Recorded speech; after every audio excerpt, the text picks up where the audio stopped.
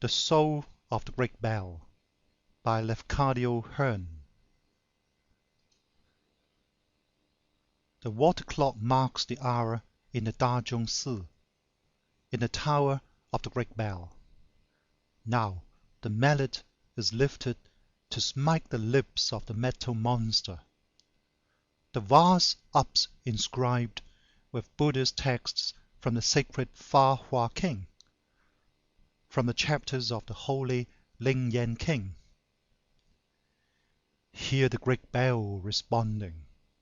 How mighty her voice, though tongueless! Ko Ngai! All the little dragons on the high tilted eaves of the green roofs shiver to the tips of the gilded tails under that deep wave of sound. All the porcelain gargoyles tremble on the carven perches. All the 100 little bells of the pagodas quiver with desire to speak. Ko Ngai!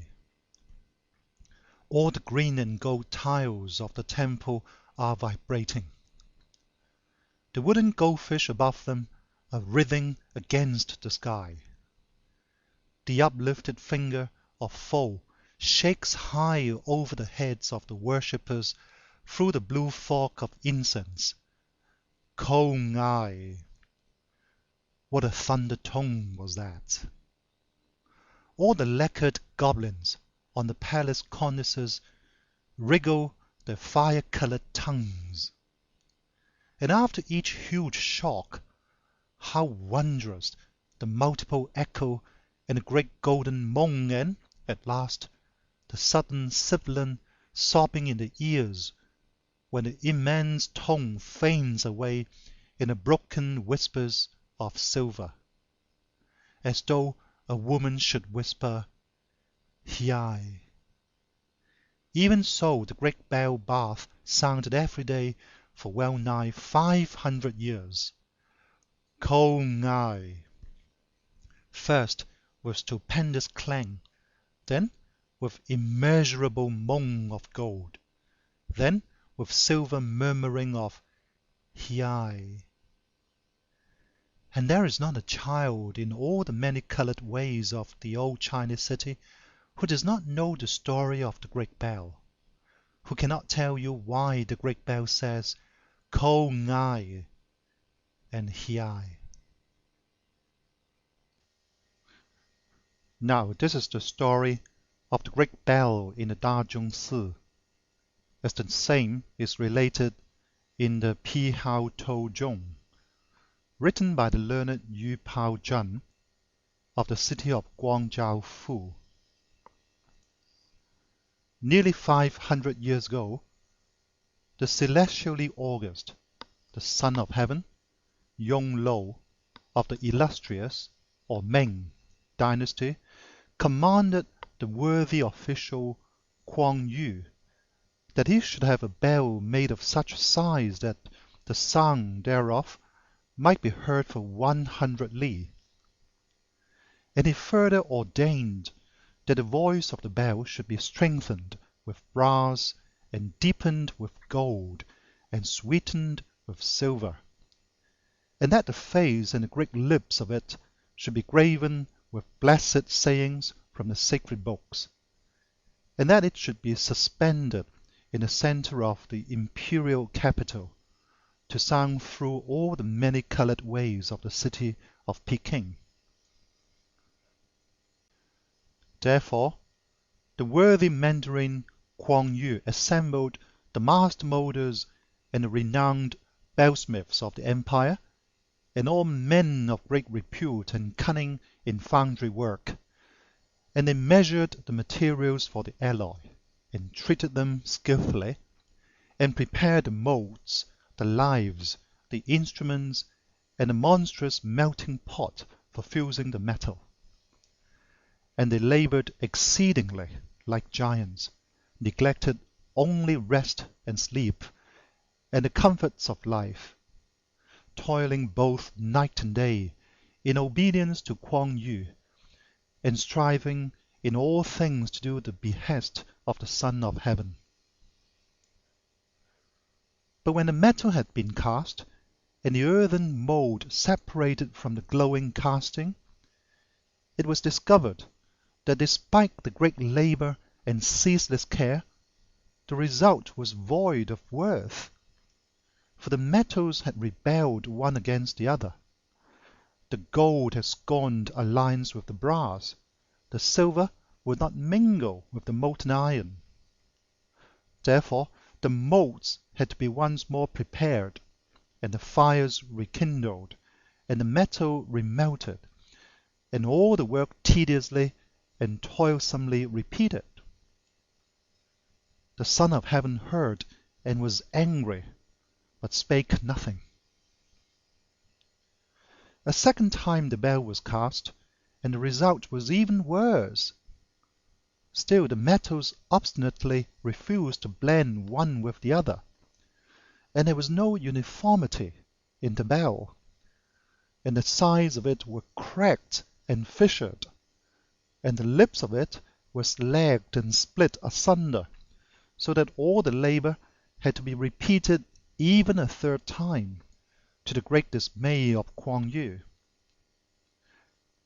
And when the Son of Heaven heard these things, he was angrier than before, and sent his messenger to Kwang Yu with a letter, written upon lemon-coloured silk, and sealed with the seal of the dragon, containing these words: From the mighty Yung Lo, the sublime Tao Song, the celestial and august, whose reign is called Ming.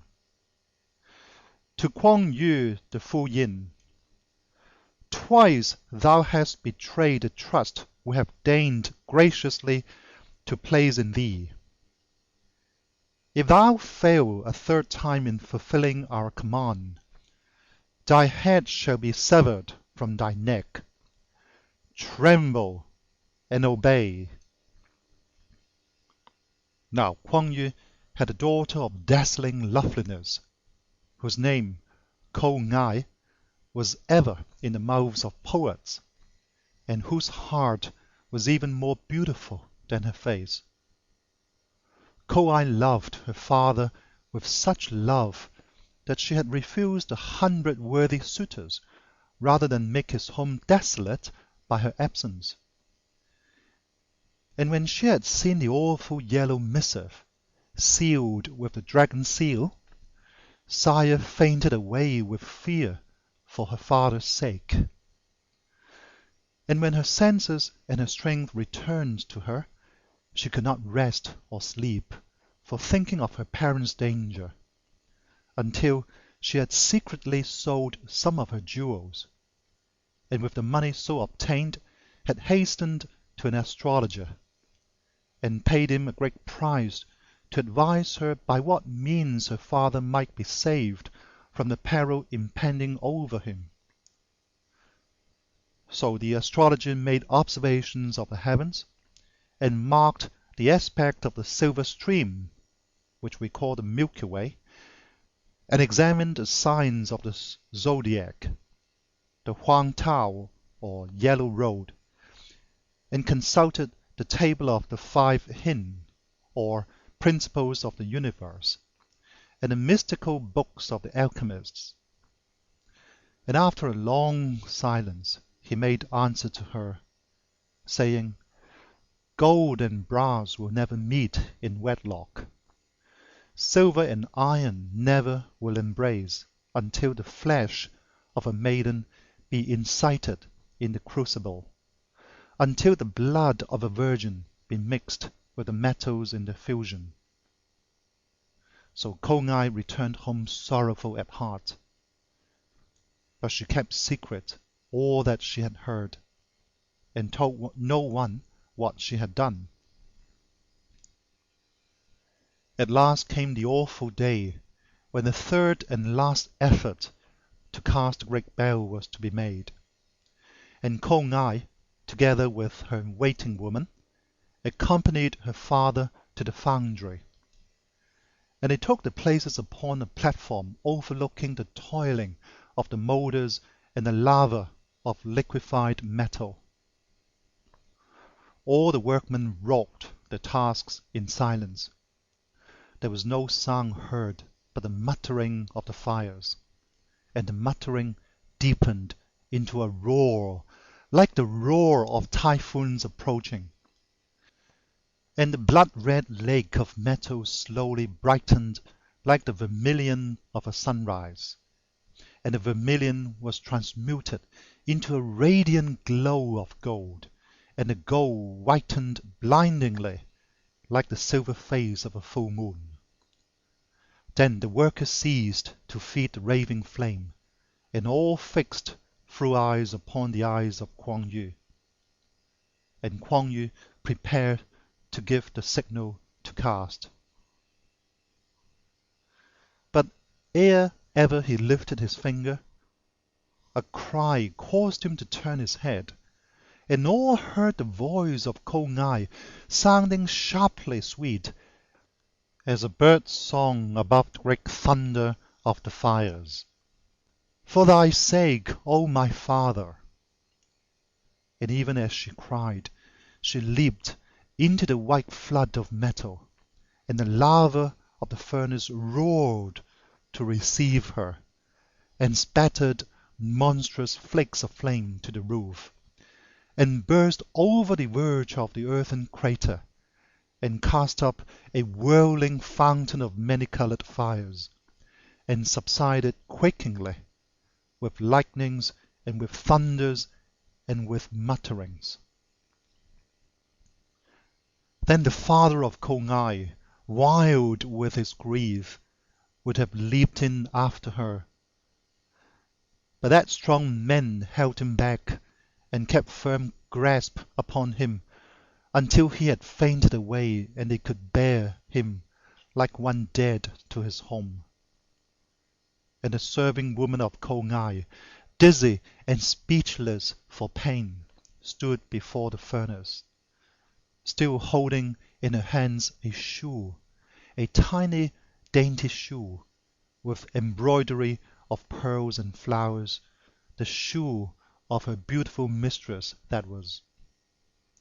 For she had sought to grasp Ko Ngai by the foot as she leaped, but had only been able to clutch the shoe, and the pretty shoe came off in her hand, and she continued to stare at it like one gone mad.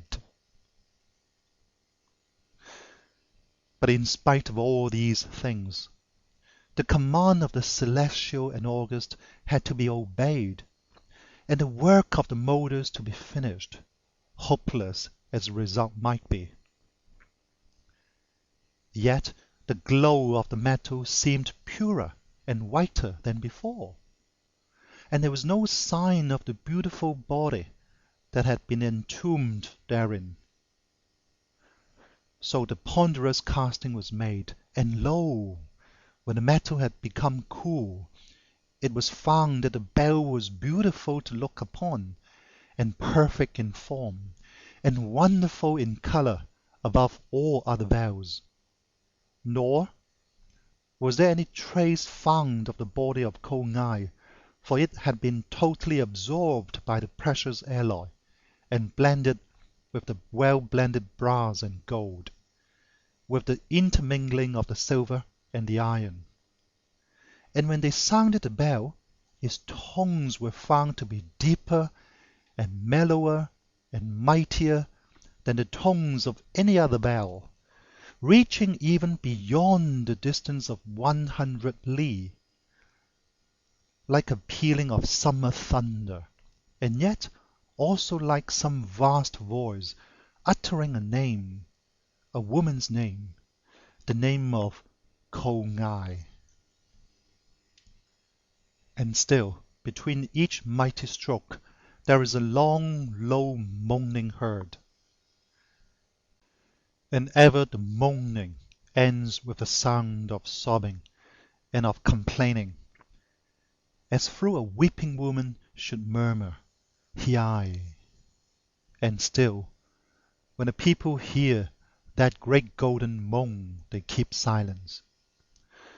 But when the sharp, sweet shuddering comes in the air, and the sobbing of "Hiai," then Indeed, do all the Chinese mothers, in all the many-colored ways of Peking, whisper to their little ones, "Listen, that is Ko Ngai crying for her shoe.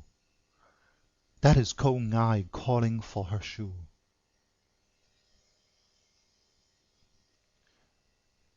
End of The Soul of the Great Bell by Lafcadio Hearn.